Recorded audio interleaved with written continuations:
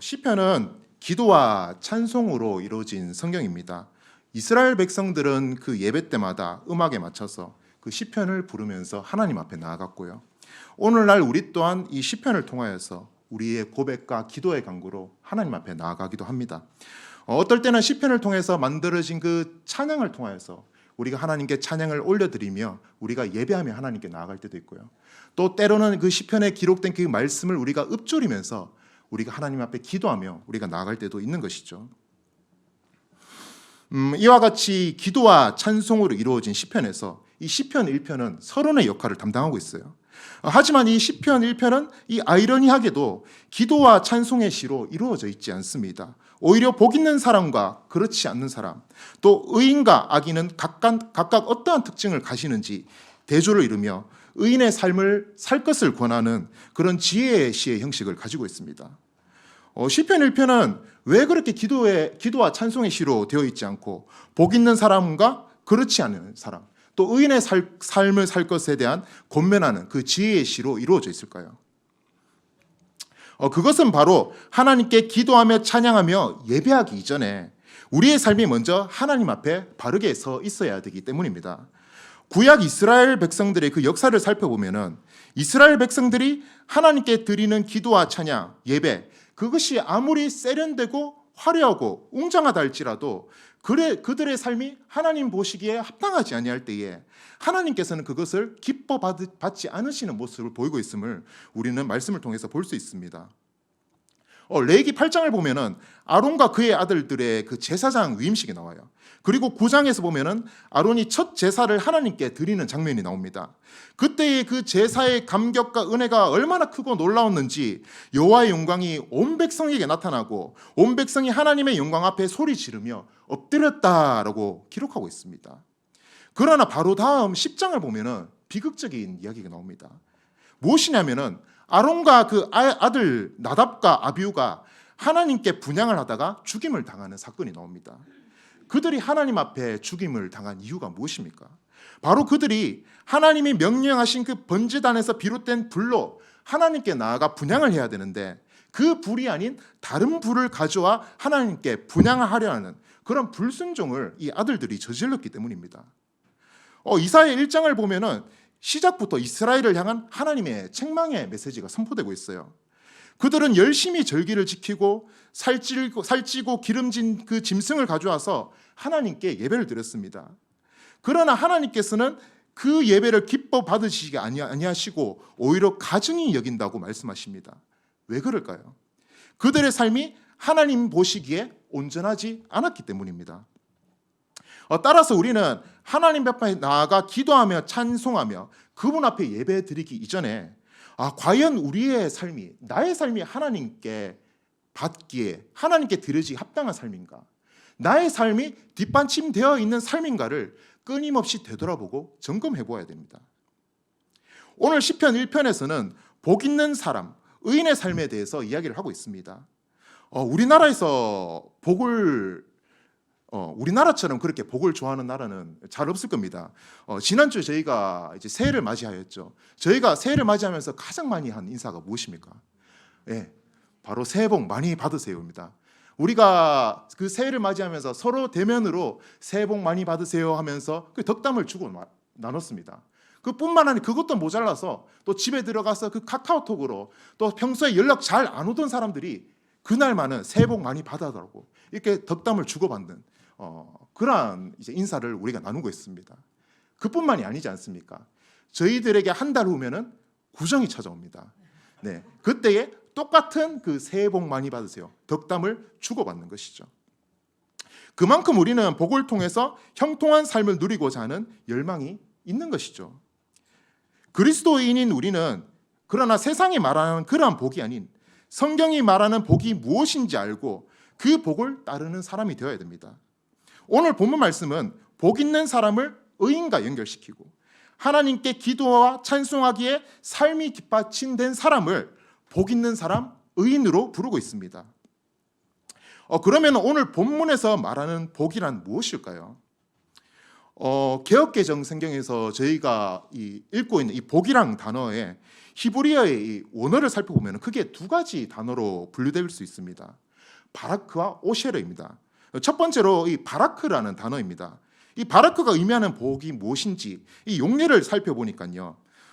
하나님께서 천지를 창조하시고 그 일곱째 날을 복되게 하사라고 이야기를 하거든요. 그 여기서 나오는 이 복이 바로 바라크라고 기록된 이 복이라는 단어입니다. 또한 창세기 12장에 보면은 하나님께서 아브라함을 갈대아 우르에서 부르시는 장면이 나오죠. 하나님께서 말씀하세요. 내가 너로 큰 민족을 이루고 내게 복을 주어 내 이름을 창대하게 하리니 너는 복이 될지라. 여기서 나타나는 복 또한 바라크라는 단어가 쓰여져 있습니다. 이러한 용례를 살펴볼 때에 히브리어에서 이 바라크가 의미하는 이 복은 하나님께서 우리에게 주시는 복 그 자체임을 우리는 살펴볼 수가 있습니다. 두 번째로는 오셰르라는 단어가 복이라는 단어로 번역되어 있습니다. 이것은 행복한이라는 뜻으로도 번역되고 있거든요. 그래서 신명기 33장에서 모세가 이스라엘 백성들을 축복하는 장면이 나와요. 그 29절에서 이렇게 이야기합니다. 이스라엘이여 너는 행복한 사람이로다. 여기서 기록된 이 행복한이 오셰르라는 단어입니다. 그들의 행복한 이유가 무엇입니까?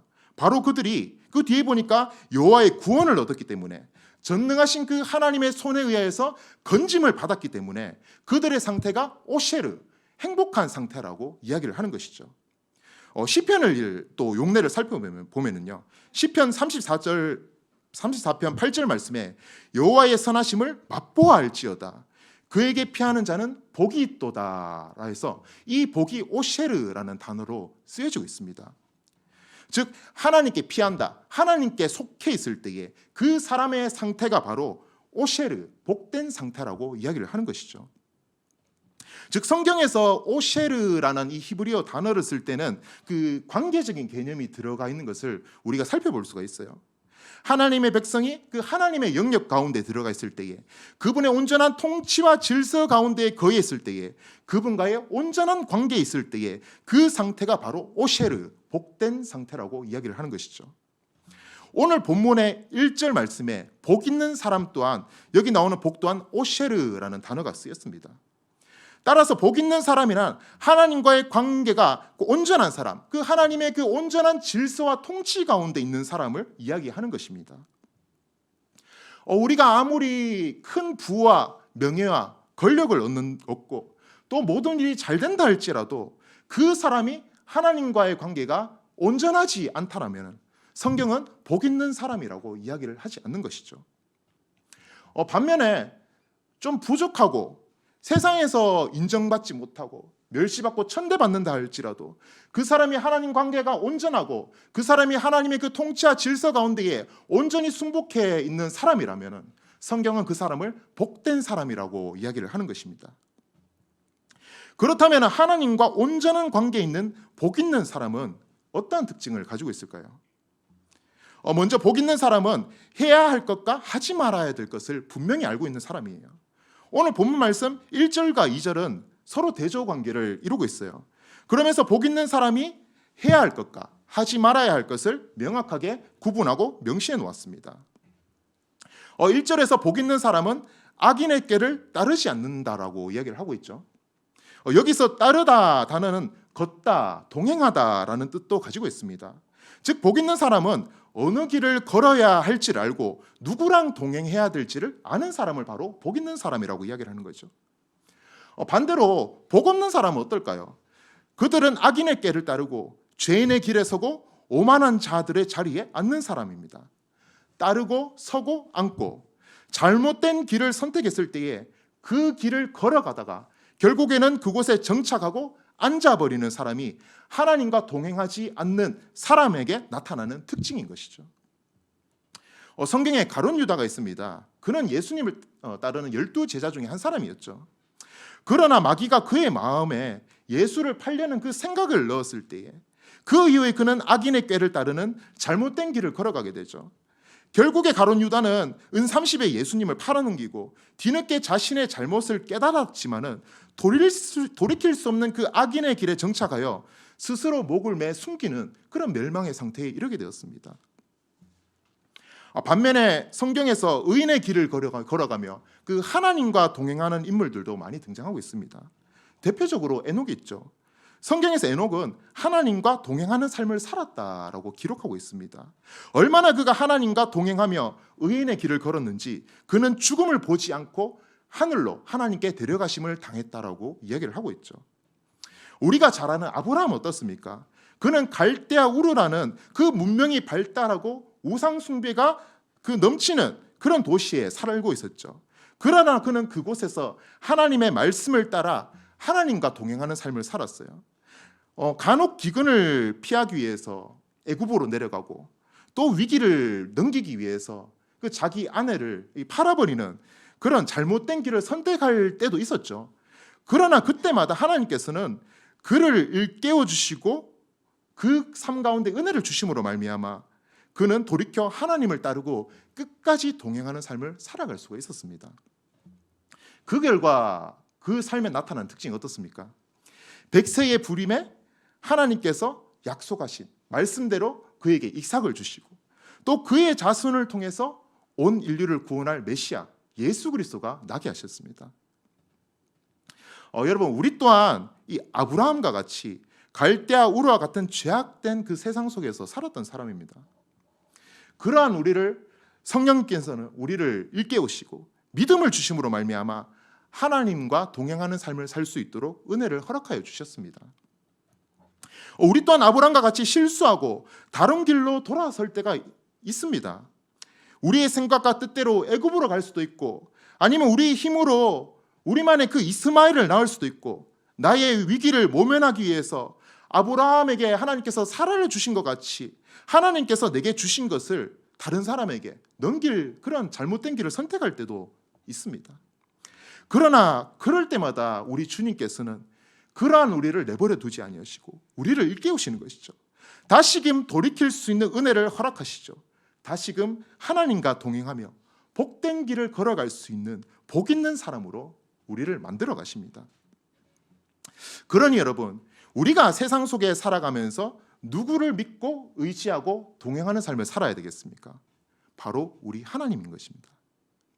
그러나 오늘 우리의 모습을 살펴보면 여전히 세상이 말하는 복의 기준에 살아가려고 하고 그 악인의 꾀를 따르려고 하는 그 불신앙의 모습을 나타나고 있는 것을 살펴볼 수가 있습니다. 부끄럽지만 저 같은 경우만 해도 여전히 제 마음 가운데는 돈을 좋아하고 또 유명해져서 그 명성을 남기려는 걸 좋아하고 또 어느 높은 곳에서 자리를 잡아서 그 대장짓 하는 것을 좋아하는 그러한 죄성이 제게 올라옴을 저는 보게 됩니다. 그러나 요한 1서에 보면 사도 요한이 분명히 이렇게 이야기하죠. 그러한 것들, 이 세상에 있는 모든 것들은 육신의 정욕과 안목의 정욕과 이생의 자랑, 그것이 하나님께로부터 온 것이 아니요 세상으로부터 온 것이다 라고 이야기합니다. 그리고 그러한 것들은 영원하지 않다. 언젠가는 지나가는 소멸되는 것들이고 반면에 오직 하나님의 뜻을 행하는 자는 영원히 거한다라고 이야기를 하고 있습니다.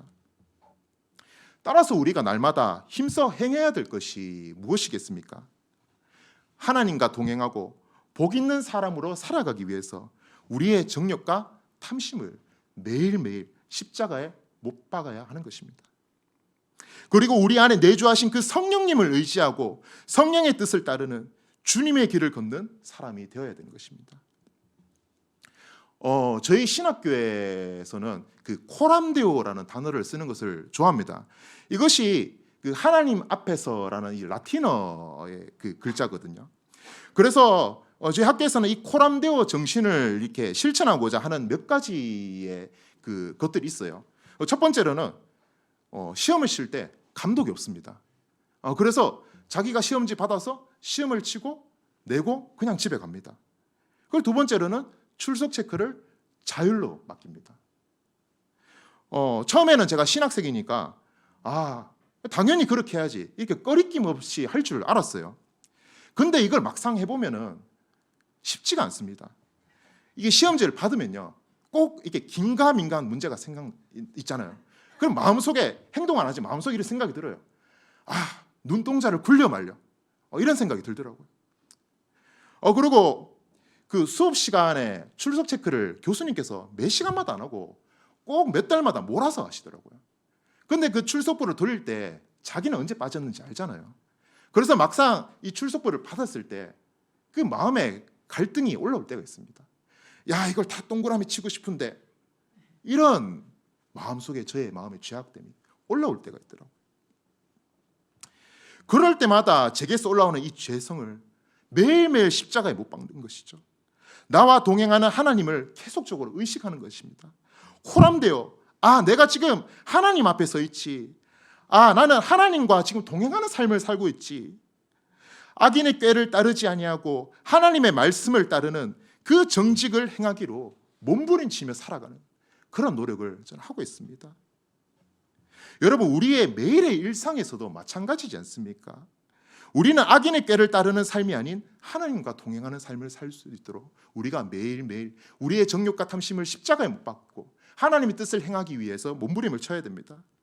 아무리 작은 것이라도 그것이 하나님의 말씀에 어긋나면은 따르지 않고, 아무도 보지 않는 곳에 있다 할지라도 그곳에서 나와 함께 하시는 그 하나님을 의식하여 나의 죄악된 그 본성을 십자가에 못 박고 하나님의 뜻을 따르는 삶, 그러한 코람데오의 삶, 하나님과의 동행을 지속적으로 유지하는 삶, 복 있는 사람을 살아가는 삶, 그러한 삶을 살아가는 저와 여러분들이 되어야 되지 않겠습니까? 2절에서는 복 있는 사람은 오직 여호와의 율법을 즐거워하고 그의 율법을 주야로 묵상하는 사람이다 라고 이야기를 하고 있습니다. 복 있는 사람은 다른 것을 즐거워하지 않습니다. 오직 여호와의 율법, 하나님의 말씀을 즐거워합니다. 그 말씀을 얼마나 즐거워하는지 그 율법을 주야로 묵상한다라고 고백하고 있습니다. 이 주야가 밤낮 시간적으로 온종일 하나님의 말씀을 묵상한다라는 의미로도 우리가 볼 수 있겠죠. 하지만은 인생의 낮과 밤, 괴로움과 슬픔, 기쁨, 그런 희로애락의 그 모든 여정 속에서 하나님의 말씀을 묵상하는 사람이 복 있는 사람이다라고 이야기를 하고 있는 것입니다. 특별히 율법을 주야로 묵상하다에서 이 묵상하다라는 단어가 히브리어로 하가라는 단어가 사용되었습니다. 이 단어는 묵상하다, 읊조리다라는 의미도 있는데 두 번째로 으르렁거리다라는 뜻도 가지고 있습니다. 그래서 이사야 31장 4절 말씀을 보니까요, 이 단어가 이렇게 사용되었어요. 여호와께서 이같이 내게 이르시되 큰 사자나 젊은 사자가 자기의 먹이를 움키고 으르렁거릴 때에, 여기서 으르렁거리다가 바로 하가라는 단어가 쓰여지게 되었습니다. 요즘도 하는지 모르겠는데 저는 어릴 적마다 저녁 시간에 그 TV에서 공중파에서 동물의 왕국을 많이 봤어요. 거기에 보면은 이제 사자, 표범과 같은 그 맹수들이 등장하죠. 그리고 그 맹수들이 그 사냥을 해서 먹잇감을 잡는 그런 모습이 나오고 있습니다. 근데 그 맹수들이 그 먹잇감을 잡고 그것을 움켜쥐고 먹으려 할 때에 불청객이 찾아옵니다. 바로 들깨와 하이에나들이죠. 어떻게 하면 이것을 내가 좀 뺏어 먹을까 주변에서 두리번거리고 있죠. 그때 이 맹수의 반응이 어떻습니까? 그래, 너도 나눠 먹어. 나눠주지 않잖아요. 그것을 빼앗기지 않기 위해서 그 사냥감을 움켜쥐고 으르렁거리면서 그것을 지키려고 하는 모습을 우리가 볼 수 있는 것입니다. 왜 이 맹수들이 자기가 잡은 사냥감을 움켜쥐고 그것을 빼앗기지 않기 위해서 으르렁거리고 있습니까? 그것을 빼앗기면은 그 자신의 그 배고픔과 그 궁핍함을 해결할 수 없기 때문에, 또한 그것을 빼앗기면은 그 치열한 자연의 생존 경쟁에서 살아남을 수 없기 때문에, 그래서 혼신의 힘을 다해서 그것을 빼앗기지 않기 위해서 붙잡고 으르렁거리고 있는 것입니다. 오늘 시편 기자가 하나님의 말씀을 대할 때에 그의 마음의 태도 또한 이와 같은 것입니다. 수많은 원수들로부터 그 말씀을 빼앗기지 않기 위해서 그 말씀을 움켜쥐고 으르렁거리는 처절한 심정으로 그 말씀을 묵상하고 그 말씀이 나의 삶에 온전히 심겨지기 위해서 되새김질 하듯이 그 읊조리는 간절함으로 말씀을 묵상하고 있는 것이죠. 왜 그렇게 해야 될까요? 그 말씀에 구원에 이르는 지혜가 있기 때문에, 그 말씀에 영생에 이르는 유일한 길을 제시하고 있기 때문에, 그 말씀을 통하여서 우리의 구원자 예수 그리스도를 알 수 있기 때문에, 또한 그를 믿음으로 말미암아 우리 하나님 아버지께 나아가 그분과의 온전한 관계를 유지하며 복 있는 사람의 삶을 살아갈 수 있기 때문에 그런 것이죠.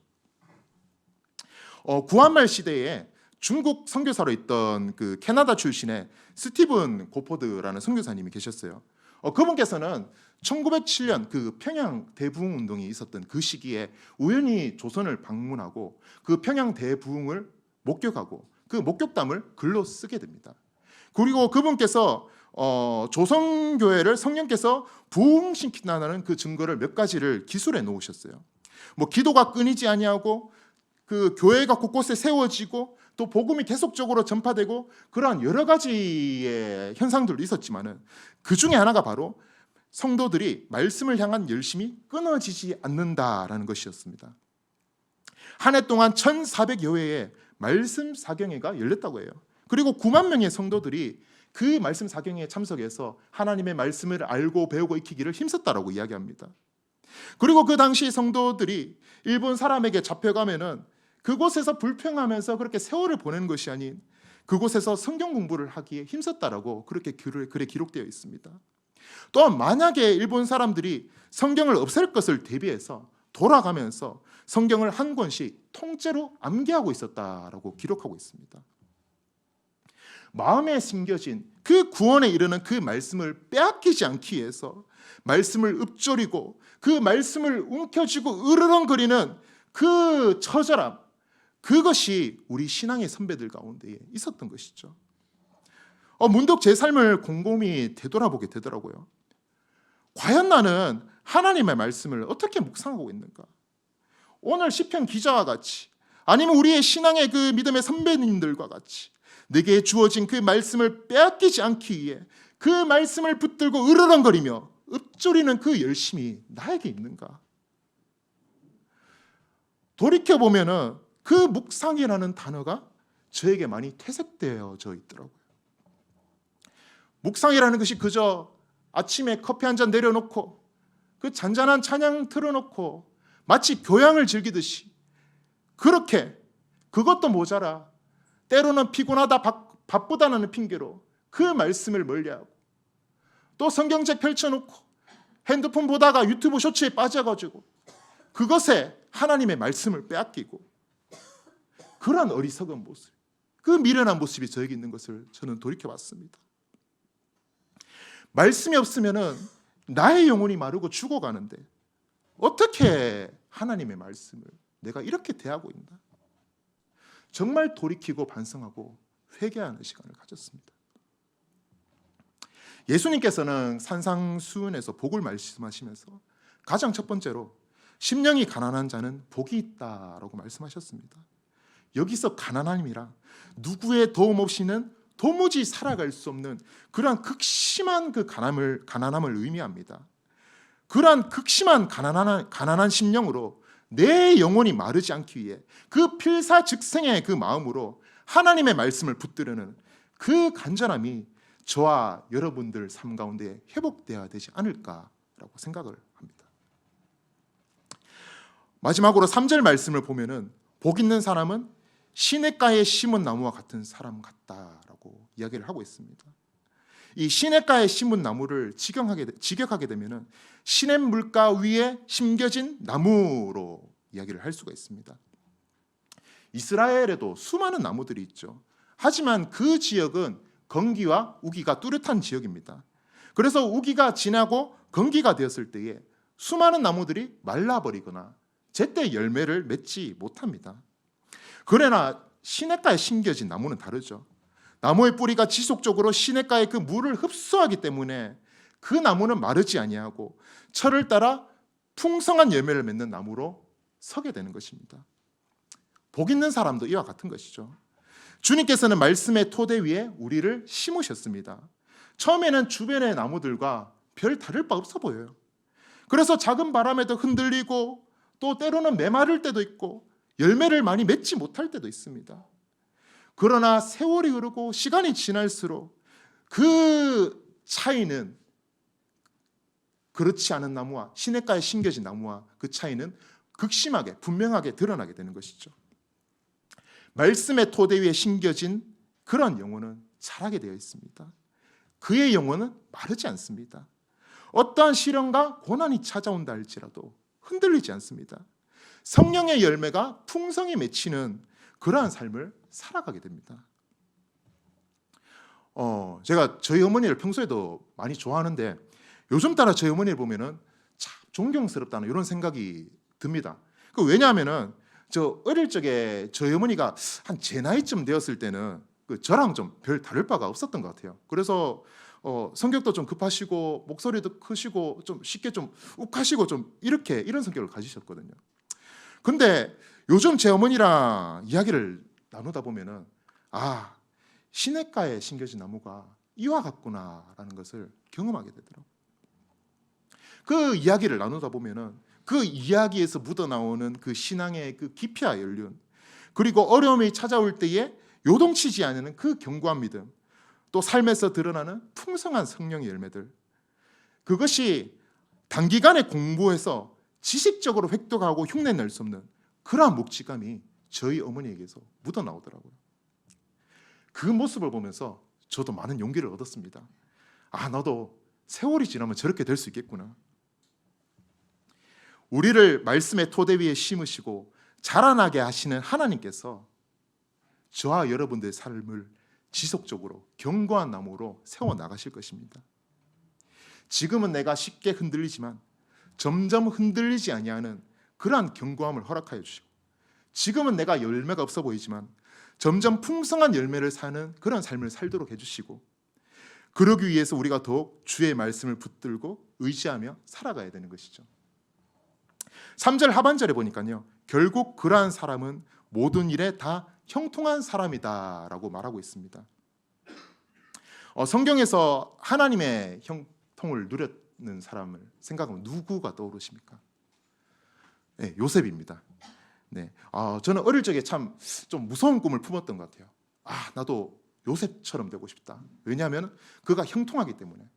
정말 근데 이게 왜 무서운 생각이냐면, 성경에서 요셉이 형통하다고 이야기했을 때는 그가 형제들에게 배신당해서 애굽에서 종살이할 때, 또 감옥에 갇혀 있을 때 형통하다라고 이야기를 하고 있었기 때문이죠. 요셉이 애굽에서 종으로 팔려가고 감옥에 있었을 때에 그가 형통할 수 있었던 비결은 무엇입니까? 성경은 바로 하나님이 그와 함께 하셨기 때문이라고 말하고 있습니다. 여호와 하나님께서 요셉과 함께 하셨기 때문이다.